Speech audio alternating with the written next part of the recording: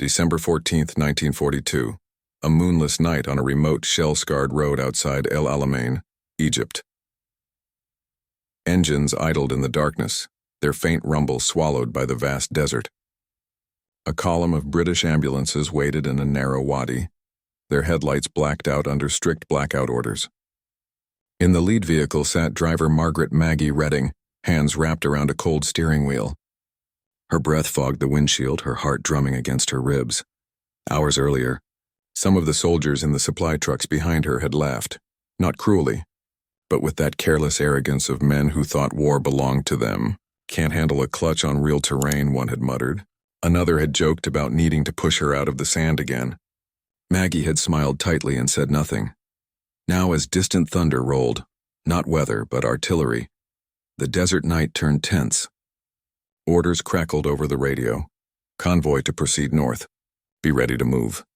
Maggie adjusted her cap, checked her rearview mirror. Behind her, a long line of vehicles, ambulances, and supply trucks waited for the lead truck to move. Except tonight, the lead driver was nowhere to be found. A whispered rumor slid down the line. The officer had been hit in a sudden air raid at the camp. All eyes turned forward, toward Maggie's ambulance. The convoy rolled forward, headlights still dark, guided only by the pale shimmer of stars and the faint chalk markers painted on rocks. The road ahead was treacherous, narrow, cratered, and running along a ridge with steep drops. Maggie drove carefully, feeling every vibration through the wheel. Then a deafening crack split the night. Shells exploded on the ridge ahead, sending up fountains of rock and sand. The convoy lurched to a stop. Another shell landed closer, the shock wave slamming against the vehicles. Shouts echoed through the dark. "Ambush! Get down!" In the confusion, the lead truck reversed sharply, its driver panicking.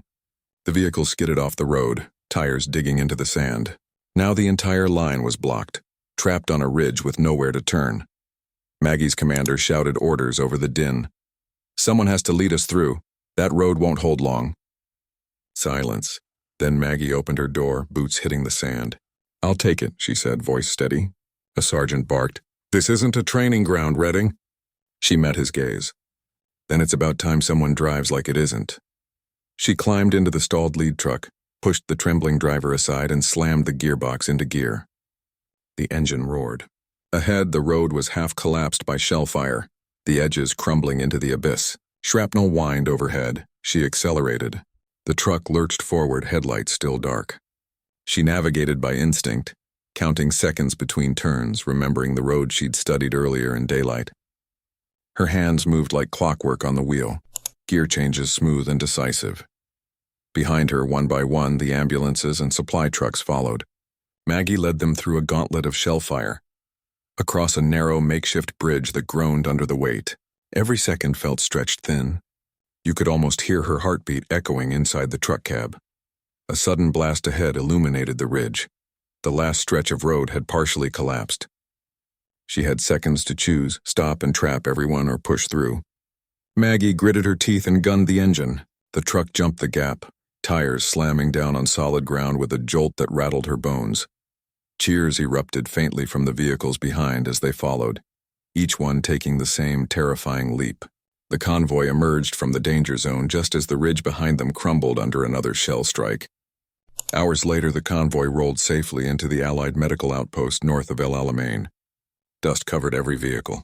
Faces were pale, clothes torn, but they were alive. Mechanics rushed in, medics unloaded the wounded, and officers barked commands.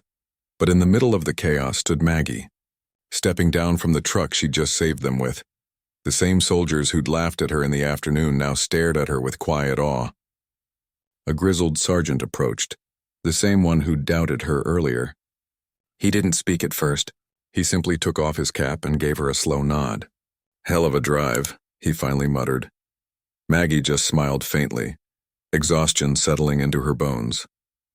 She wasn't seeking glory. She'd done what had to be done. In the weeks that followed, word spread through the regiment. The girl driver who'd been mocked became the unofficial leader of every dangerous night convoy. Her calm under fire saved countless lives that winter. Years later, veterans would speak of that night on the ridge, the darkness, the shellfire, and the woman who took the wheel when no one else would. She didn't need medals or speeches. The sound of engines following her into the dark was all the proof she needed.